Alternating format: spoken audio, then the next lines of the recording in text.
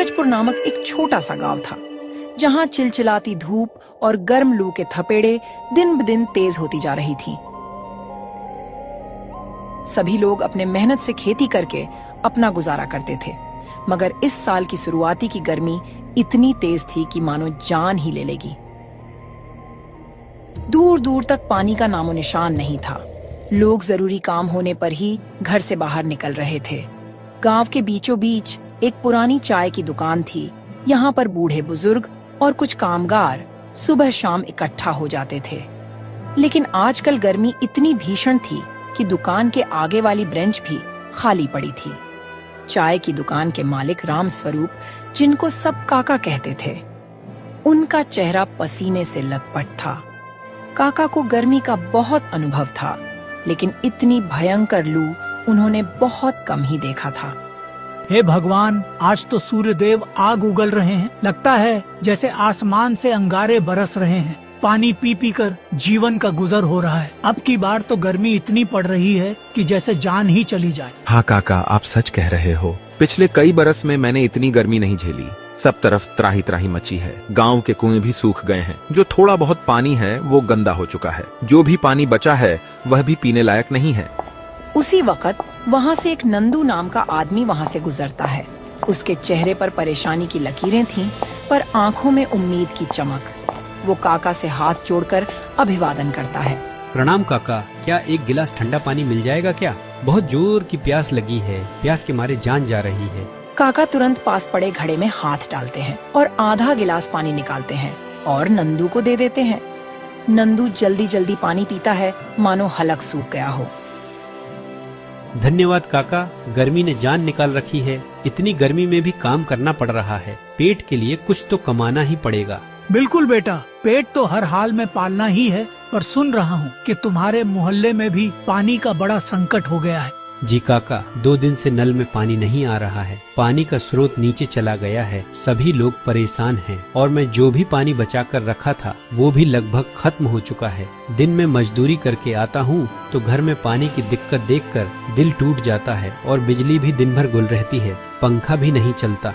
हाँ बेटा, बहुत बुरा हाल है, लेकिन बेटे तुम चिंता मत करो। सरकार कोई ना कोई योजना निकालेगी। जैसे सूखा राहत, पानी का टैंकर और राशन का इंतजाम करने का वादा कर रही है। और सुनने में आया है कि गांव का एकमात्र सरकारी ट्यूबवेल भी सूखने की कगार पर है। हाँ, सुना तो मैंने भी है। पर सरकार हर बार वादा तो बहुत कुछ करती है, मगर हम गरीबों तक कुछ नहीं पहुंचता। सिर्फ सभी बड़े बड़े वादे करते हैं। इतनी गर्मी है, पता नहीं आगे क्या होगा। नहीं नहीं बेटा, ऐसी बात नहीं है। अब की बार मोदी की सरकार है, वह सारा वादा पूरी करेगी। हमें कुछ ना कुछ राहत मिलेगी। चाचा जी, अगर हम सरकार के भरोसे रहेंगे तो पानी और भोजन के लिए मर जाएंगे। हमें अपने ऊपर भरोसा रखना होगा। हमें अपना कर्तव्य को पूरा करना होगा। अगर हम मेहनत नहीं करेंगे और सरकार के भरोसे रह जाएंगे तो यह अच्छी बात नहीं है। हाँ बेटा, तुम सही कह रहे हो। इसीलिए बोला जाता है कि पानी का इस्तेमाल सोच समझ कर करो। फालतू का पानी मत बर्बाद करो। खैर, मैं तो यही कहूँगा कि हौसला रखो। ये बुरा समय है, यह भी बीत जाएगा। ठीक है काका, अब मैं चलता हूँ। घर पर रोटी और पानी का भी इंतजाम करना होगा। नंदू वहाँ से चला जाता है। गर्मी इतनी थी कि हवाओं का झोंका उसके चेहरे को झुलसा देता है। वह तेज कदमों से अपने घर की ओर बढ़ता है। नंदू का छोटा सा घर में नंदू की पत्नी रेखा उसकी इंतजार कर रही थी। उसका एक बीमार बेटा राजू खाट पर सोया हुआ था। नंदू घर के अंदर आता है तो वह पसीने से भीगा हुआ था। आ गए जी, क्या हुआ? बहुत देर लगा दी आने में। सब ठीक तो है ना? हाँ रेखा, बस चाय के लिए काका की दुकान पर रुक गया था। वहाँ भी गर्मी की ही चर्चा हो रही थी। सबसे पहले तुम मुझे एक गिलास पानी दो, प्यास के मारे जान जा रही है। पानी कहाँ से दूं जी? नल सूखा पड़ा है। पास वाले कुएं में भी पानी नहीं है। सुबह की बची हुई एक बोतल पानी थी, वह भी राजू को पिला दी। हमारे पास अब थोड़ा भी पानी नहीं बचा। और तो और राजू को भी जोर का बुखार हो गया था। मैं डॉक्टर को बुलाकर दवा ली हूँ, तब उसका बुखार कम हुआ है। नंदू सिर पकड़ लेता है। हालात की बेबसी उसके चेहरे पर साफ झलक रही थी, लेकिन वह कुछ कर भी नहीं पा रहा था। इतनी गर्मी, ऊपर से गरीबी उसे तोड़ दी थी। वह दुखी मन से रेखा से बोलता है, ठीक है रेखा, मैं देखता हूँ, कहीं से पानी की व्यवस्था करता हूँ। आज मजदूरी में कम पैसा मिला है और तो और काम भी कम है। लोग भी धूप की वजह से काम नहीं करवा रहे हैं। कल जाकर देखूंगा कि किसी टैंकर से पानी खरीद कर लाऊंगा। सुन रही हूँ कि शहर से आने वाला पानी का टैंकर बीच में ही रोक दिया गया है। कुछ ठाकुर लोग टैंकर लाकर ऊंचे दामों में बेच रहे हैं। इतने महंगे पानी को हम कब तक खरीदेंगे, कुछ समझ नहीं आता। हमें कोई दूसरा रास्ता निकालना होगा। कोई बात नहीं, हम मिलकर कोई रास्ता निकाल लेंगे। तुम पहले आराम कर लो, बहुत थक गए होंगे। नंदू निराश होकर पास पड़ी खाट पर बैठ जाता है। तभी उसका बेटा राजू उससे कहता है, पापा पापा मुझे बहुत जोर की प्यास लगी है, मेरा गला सूख रहा है, मुझे पानी दे दो। नंदू का दिल पसीज जाता है। वह दुखी मन से अपने बेटा से बोलता है, बेटा थोड़ी देर सहन कर ले, मैं अभी पानी लेकर आता हूँ। पर उसे खुद भी नहीं मालूम कि पानी वह कहाँ से लाएगा। उस पर गरीबी और कर्ज और गर्मी तीनों का कहर टूट पड़ा था। वह बिना आराम किए पानी के तलाश में चला जाता है। गांव का एक चौराहा था जहां लोग कभी चहल पहल में जुटे रहते थे, लेकिन अब दोपहर में सड़कें सुनसान थीं। उसी गांव में ठाकुर रमेश सिंह रहता था। गांव का सबसे अमीर व्यक्ति था और गांव में दबदबा बनाकर रहता था।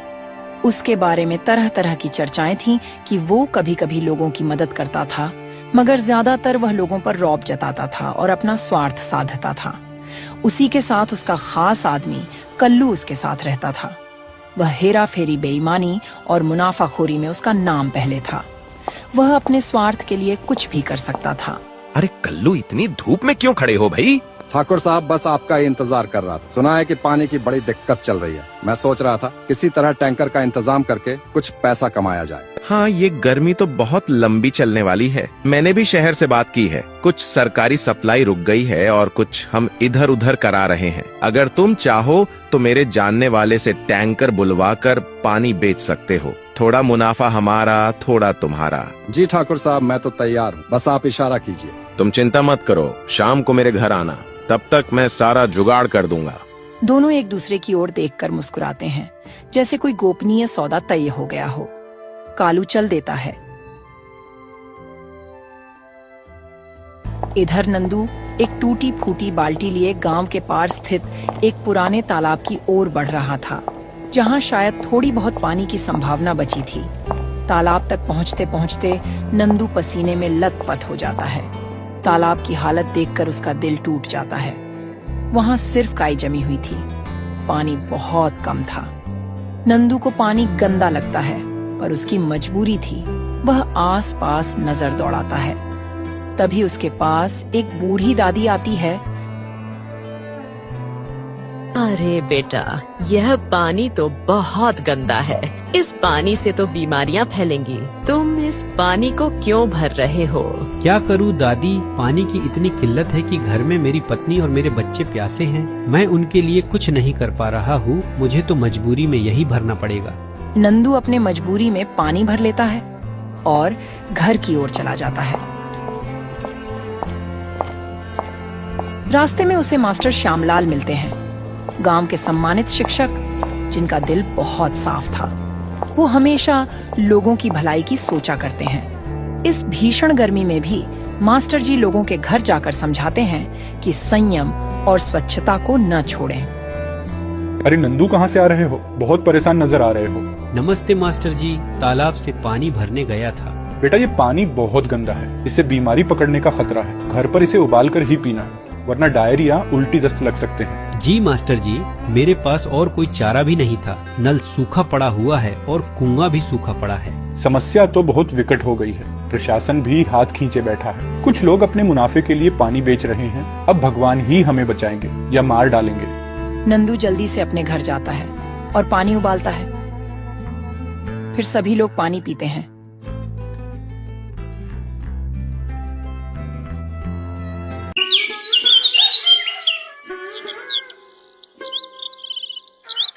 फिर अगली सुबह नंदू के घर में खाने के लिए कुछ भी नहीं बचा था। उसका बेटा भूखा था। माँ, मुझे बहुत जोर की भूख लगी है, कुछ खाने को दे दो ना। भूख के मारे मेरी जान जा रही है। ठीक है बेटा, तुम थोड़ा देर इंतजार कर लो। पापा कुछ खाने की तलाश में जा रहे ही, कुछ ना तो कुछ खाने को लाएंगे ही। मैं और तुम्हारे पापा 2 दिन से पानी पीकर है। अन्न का एक दाना भी हमने नहीं खाया। नंदू ने तय किया कि चाहे जो हो वह ठाकुर रमेश सिंह जी से मदद मांगने जाएगा। गर्मी और भूख की चिंता ने उसे मजबूर कर दिया। उसने रेखा और राजू को घर पर रहने के लिए कहा और खुद ठाकुर रमेश सिंह जी के घर की ओर निकल पड़ा। कुछ ही देर में नंदू ठाकुर रमेश सिंह जी के घर पहुंच